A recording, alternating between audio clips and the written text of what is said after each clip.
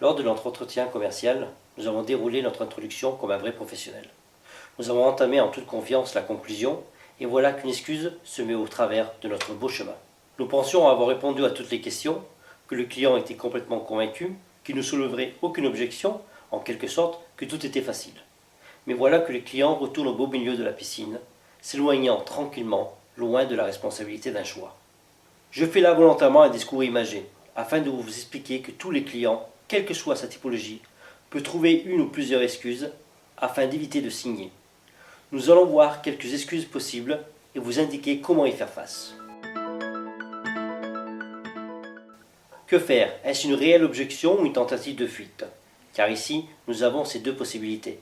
Quoi qu'il en soit, le mieux est d'y faire face directement. Ainsi, nous comprendrons mieux notre client. Soit il doit réellement en parler à quelqu'un, dans ce cas, nous ne pouvons que le comprendre, soit il tente de fuir, car il y a encore un point ou plusieurs points qui restent obscurs. La phrase révélatrice est par exemple « Je comprends bien que vous devez en parler à votre épouse, mais si cela ne tenait qu'à vous, que feriez-vous » Là, nous avons de grandes chances de voir la personne se dévoiler. Soit elle passe à une autre excuse, soit elle se démontre totalement convaincue du projet. Dans ce cas, la phrase suivante sera « Au vu de votre conviction pour ce projet, comment pouvons-nous ensemble convaincre votre épouse ?» Ainsi, nous voilà alliés avec notre propre client. Les typologies pouvant utiliser cette objection sont jaune, verte et bleue. Là, notre client veut clairement repartir au fond de la piscine. Nous devons, dans ce cas, aller chercher les questions de notre client qui sont restées sans réponse, car en général, il s'agit bien de cela. Une phrase clé est « Y a-t-il quelques points qui vous font hésiter ?» Vous devez rester sur une question qui se concentre sur le projet. Le danger dans ce cas, c'est de vouloir à tout prix mettre notre client dans l'étau.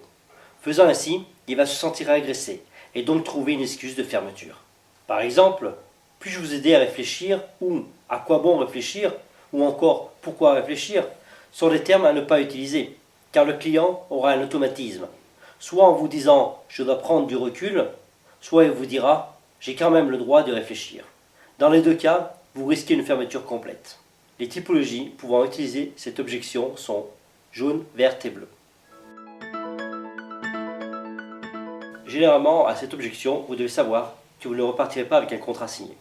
Par contre, nous pouvons faire adhérer le client à un engagement partiel, par exemple en faisant jouer la carte de la pénurie. Si vous sentez que le client a des remarques sur le prix ou la rentabilité, faites-le adhérer à l'idée de réserver une option.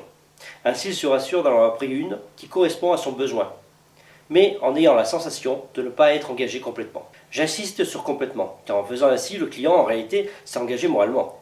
Demandez-lui ce qu'un concurrent pourra lui offrir par rapport à votre proposition. Ainsi, vous pourrez revenir sur ces points. Les typologies pouvant utiliser cette objection sont rouge et bleu. Là, nous n'avons que deux solutions possibles. Soit réellement, il ne veut pas prendre de décision actuellement, soit il veut se débarrasser de nous. La meilleure façon de le savoir, c'est de lui demander quelle va être, selon lui, la différence entre demain et aujourd'hui. Les typologies pouvant utiliser cette objection sont jaune et verte. Il est clair que là, notre client veut retourner nager dans la piscine et il nous dit « Ne vous inquiétez pas, j'en sortirai tout seul ». Sa demande à ce qu'on le rappelle, pour qu'il ait le temps de réfléchir, ne vaut rien du tout.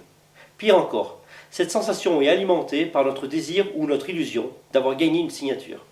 Ainsi, généralement, suite à cette excuse, les commerciaux plient bagage avec un grand sourire aux lèvres et en pensant « c'est quasiment réussi ». Quoi qu'il en soit, dans la majeure partie des cas, c'est un client perdu. Pour éviter cette illusion, proposez-lui non pas de le rappeler, mais plutôt un rendez-vous.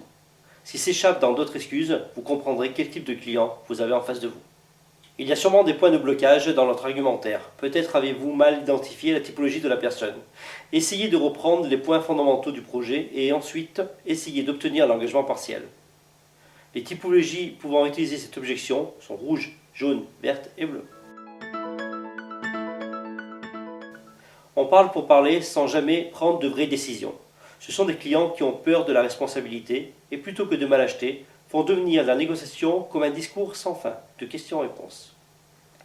Le fait est que les commerciaux, craignant toujours d'avoir au bout de la négociation un non, prolongent eux aussi cette interminable discussion.